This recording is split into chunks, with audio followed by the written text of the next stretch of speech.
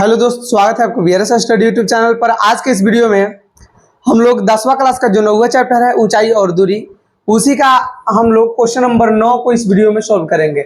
इससे पहले हमने क्वेश्चन नंबर 1 से लेकर के 8 तक सभी क्वेश्चन को लाइन बाई लाइन से हमने सॉल्व किया है। तो अगर आप चाहते हैं कि आपके पास लगातार वीडियो का नोटिफिकेशन पहुंचे तो आप चैनल को सब्सक्राइब कर बेल आइकन को प्रेस कीजिए।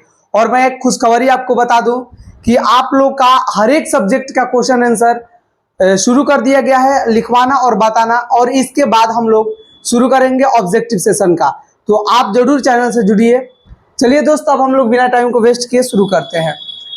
एक मीनार के पाद बिंदु से एक भवन के शिखर का उन्नयन कोण 30 डिग्री है। देखो, एक क्या कह रहा है, एक मीनार है, एक क्या है, एक मीनार है और एक भवन है। तो ये जो मीनार है, तो मीनार के पाद बिंदु से, तो पाद बिंदु मतलब जहां से इसका नींव रखा गया है, यहां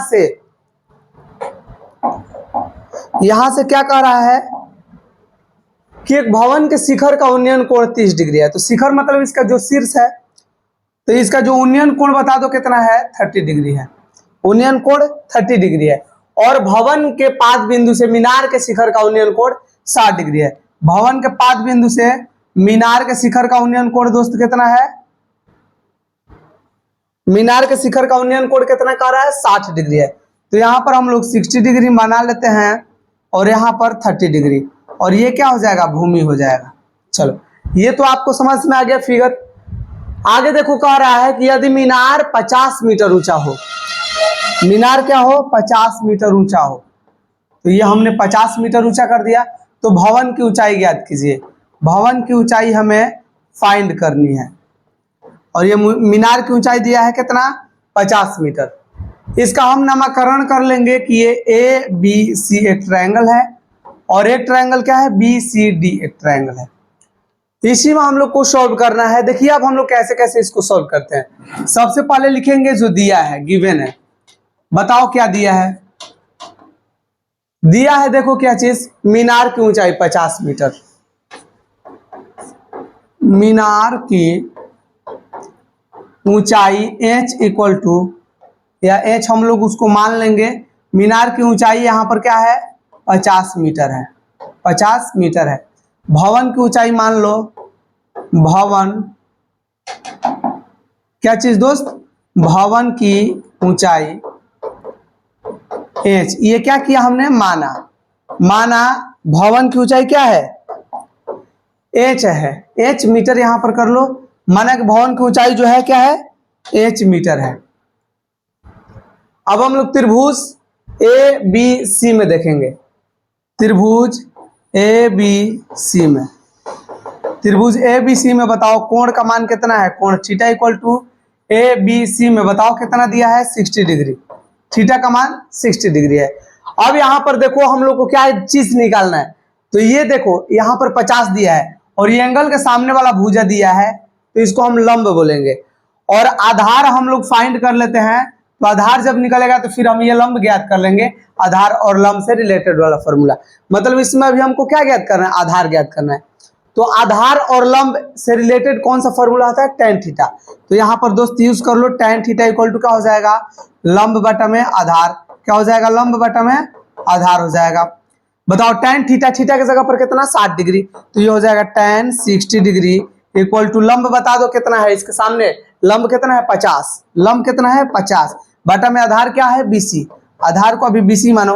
tan 60 डिग्री का वैल्यू आपको पता है क्या, तो आप लोग बोलिएगा कि हाँ हमको तो पता है। क्या चीज होता है, √3।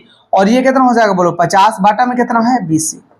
इसके नीचे कुछ ना है तो एक, BC को √3 से गुना कर दो, 50 को 1 से गुना कर दो। बोलो क्या हो जाएगा, BC को √3 से गुना करेंगे तो BC √3 हो जाएगा इक्वल टू 50। तो आप बता दो BC इक्वल टू कितना हो जाएगा, 50। और चूंकि √3 गुना में है तो ये भागा में हो जाएगा, मतलब 50 बटा √3 हो गया। BC का मान कितना आ गया, 50 बटा में √3। फिर अब हम लोग हल करेंगे। चलो यहां से फिर हम लोग हल करते हैं। फिर त्रिभुज बोलो किसमें, BCD में, त्रिभुज BCD में। इसमें बता दो कोण का मान कितना है, कोण थीटा इक्वल टू कितना है 30 डिग्री। देखो बी सी डी इसमें यहाँ पर दिया है 30 डिग्री, कितना दिया है 30 डिग्री। इसमें भी हम लोग tan थीटा का प्रयोग करेंगे, क्यों? क्योंकि इसमें आधार हमको पता चल गया। आधार हमको कितना पता चला है 50/√3 और ये हमको ऊंचाई ज्ञात करना है। तो देखो आधार और ऊंचाई मतलब आधार और लंब से रिलेटेड कौन सा फॉर्मूला होता है tan थीटा होता है। तो tan थीटा इक्वल टू क्या हो जाएगा लंब बटा में आधार, क्या हो जाएगा दोस्त लंब बटा में आधार हो जाएगा। तो चलो बताओ tan थीटा थीटा की जगह पर कितना है 30 डिग्री, तो tan 30 डिग्री का मान कितना हो जाएगा डायरेक्ट लिख दे और नहीं तो एक बार बढ़ जाए।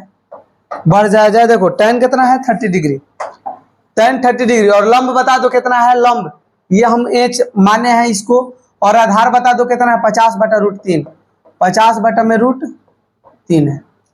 tan 30 डिग्री का मान तो आपको पता होगा कि 1/√3 होता है, क्या होता है 1/√3। और ये देखो h इसके नीचे कुछ ना है तो क्या है h के नीचे कुछ ना है तो 1 है, तो h को √3 से गुना कर दो, पहला गुना चौथा और दूसरा गुना तीसरा कर दो। क्या करेंगे पहला गुना चौथा दूसरा गुना तीसरा, मतलब दूर का रिश्ता दूर से, नजदीक का रिश्ता नजदीक से। h को √3 से गुना करेंगे √3h हो जाएगा, बाटा 50 को 1 से गुना करेंगे 50 हो जाएगा, क्रॉस मल्टीपल कर देना आंसर आ जाएगा। √3h को जब √3 से गुना करेंगे, देखो √3 को √3 से गुना करेंगे तो 3 हो जाएगा, मतलब √3 को √3 से गुना किए तो 9, और देखो कितना √3 को √3 से गुना कर दिए तो ये रूट अंदर 9 हो गया, और 9 का स्क्वायर रूट कितना होता है 3 होता है। तो √3 को √3 से गुना किए 3 हो गया, और ये h है। अब बताओ 50 को 1 से गुना करेंगे तो ये कितना हो जाएगा 50, मतलब h इक्वल टू कितना हो जाएगा 50/3, ये 3 गुना में है तो इधर आएगा तो डिवाइड में 3 से इसको कटा दो, 3 से 16 3 48, 16 पूर्णांक 2 बटा में कितना हो जाएगा 3 मीटर आंसर। 16 पूर्णांक 2 बटा 3, ये कैसे हमने किया तो 50 को 3 से डिवाइड आप करके पता कर सकते हैं। कैसे दोस्त कर सकते हैं 50 को आप डिवाइड कर लेना 3 से, 3 का ही 3 हो जाएगा, 2 बचेगा 0, 3 छके 18, कितना बचा 2, और ये 2 को ऊपर भेज देंगे 3 को नीचे, मतलब ये फ्रैक्शन जो है 50/3 इसको मिक्स फ्रैक्शन में चेंज कर देंगे, और ये आपको तो पता है। तो 16 पूर्णांक 2 बटा 3, अगर ये मान लीजिए पॉइंट में आ रहा होगा तो ये हो जाएगा 16.66 मीटर आंसर। तो ये भी हो सकता है जो आपका आंसर दिया हुआ हो उस तरह से आप सॉल्व कीजिएगा। तो चलिए इसको स्क्रीनशॉट ले लीजिए, और हम लोग मिलेंगे 10वां नंबर क्वेश्चन के साथ में। चलिए मिलेंगे अगले वीडियो में।